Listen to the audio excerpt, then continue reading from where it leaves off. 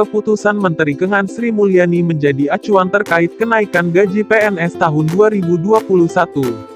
Tahun 2021 PNS akan mendapat gaji utuh mulai dari tunjangan, gaji ke-13 dan tunjangan hari raya, THR, utuh tanpa potongan, dan rencana perubahan komponen gaji PNS serta pensiunan PNS. Penghasilan pegawai negeri sipil PNS tahun 2021 paling rendah 10 juta rupiah. Pemerintah tengah membahas rencana kenaikan tunjangan untuk aparatur sipil negara (ASN). Besarnya tunjangan secara detail masih dihitung Kementerian Pendayagunaan Aparatur Negara dan Reformasi Birokrasi Kemenpan RB bersama instansi terkait. Seperti diberitakan Kompas.tv, pemerintah berencana menaikkan gaji pegawai negeri sipil PNS atau aparatur sipil negara (ASN) pada tahun depan atau 2021. Besaran gaji yang diterima PNS atau ASN itu berasal dari kenaikan tunjangan yang nilainya cukup signifikan. Tak tanggung-tanggung, penghasilan terendah untuk PNS ASN di era pemerintahan Jokowi nantinya berada di kisaran 9 juta rupiah hingga 10 juta rupiah. Demikian diungkapkan Menteri PAN dan RB Cahyokumolo. Cahyokumolo mengatakan, pemerintah akan mengoptimalkan tunjangan aparatur sipil negara (ASN). Namun begitu, saat ini pemerintah masih tengah melakukan kajian mendalam. Cahyokumolo menjelaskan, kenaikan tunjangan PNS seharusnya dilakukan pada 2020. Namun, karena terkendala pandemi COVID-19, maka hal itu ditunda sementara waktu. Masih dibahas, ini rinciannya. Menurut Menteri Cahyokumolo, pemerintah masih terus mengkaji soal rencana kenaikan gaji. Yang saya ketahui belum ada kenaikannya, katanya kepada Kompas.com. Pelaksana tugas PIT Deputi Sumber Daya Manusia Aparatur, Kemenpan RB Teguh Wijanarko menjelaskan, berdasarkan formulasi gaji serta tunjangan PNS yang disusun sebelum pandemi COVID-19 periode tahun 2018 sampai tahun 2019, memang ada rencana kenaikan. Tunggu keputusan Menteri Keuangan. Meski telah mengajukan usulan kenaikan gaji PNS, tetapi semua keputusan menjadi ranah Menteri Keuangan Sri Mulyani Indrawati. Sebenarnya hitungan itu sudah kita buat tahun-tahun 2018 sampai tahun 2019, kemudian kita ajukan ke Kementerian Keuangan.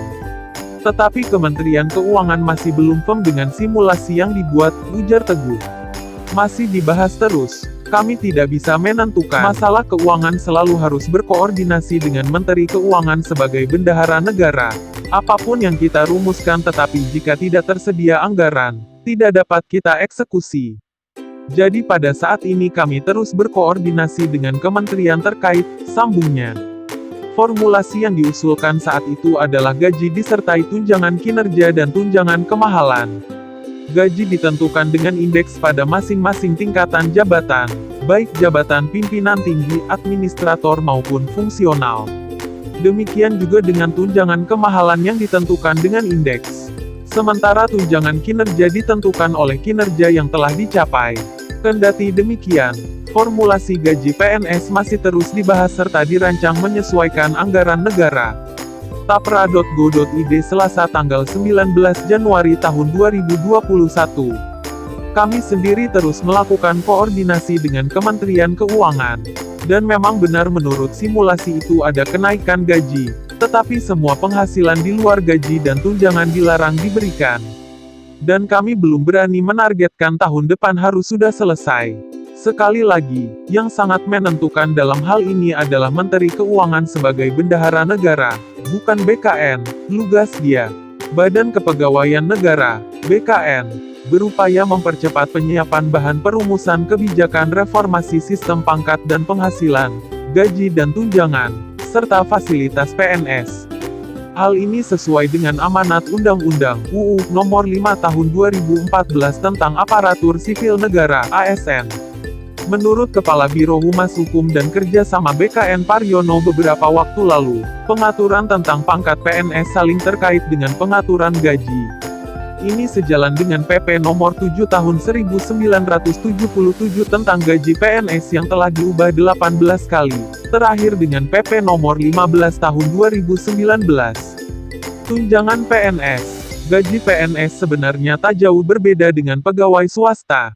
jika dibandingkan masa kerja. Namun gaji pegawai swasta terkadang jauh lebih tinggi ketimbang gaji yang diterima abdi negara. Kendati demikian, PNS juga mendapatkan sejumlah tunjangan yang jumlahnya berbeda-beda. Tunjangan PNS bergantung dari masa kerja, instansi, serta jabatan yang diembannya baik struktural maupun fungsional. Tunjangan yang bisa didapat PNS antara lain tunjangan keluarga, tunjangan anak, tunjangan kemahalan, tunjangan perwakilan, tunjangan jabatan, tunjangan kinerja, dan sebagainya. Selain itu yang perlu diketahui, saat masih berstatus CPNS, gaji yang diterima baru 80% atau belum sepenuhnya menerima gaji. Tahun ini, pemerintah memastikan gaji termasuk gaji ke-13 dan THR diberikan utuh meskipun masih dalam situasi pandemi COVID-19.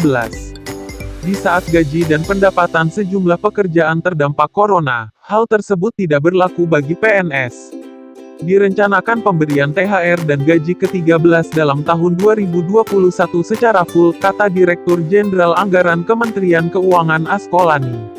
Menurutnya, anggaran untuk THR dan gaji ke-13 sudah dimasukkan dalam Anggaran Pendapatan dan Belanja Negara, APBN, 2021.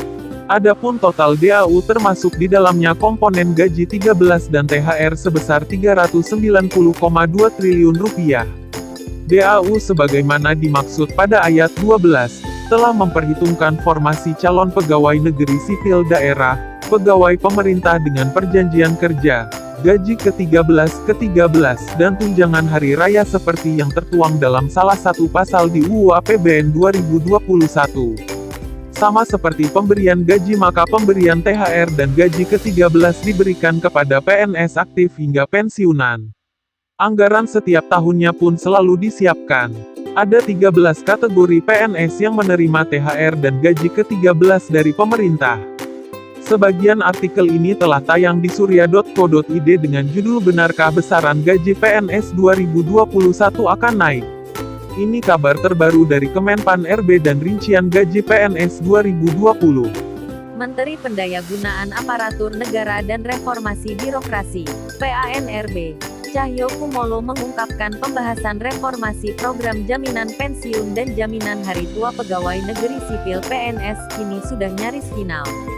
Berdasarkan catatan Detikcom, Kementerian Keuangan dan Kementerian Pan-RB tengah mengkaji skema baru pembayaran pensiun PNS dari semula Pay As You Go menjadi fully funded. Dengan skema Pay As You Go, ditetapkan PNS menerima manfaat sebesar 75% dari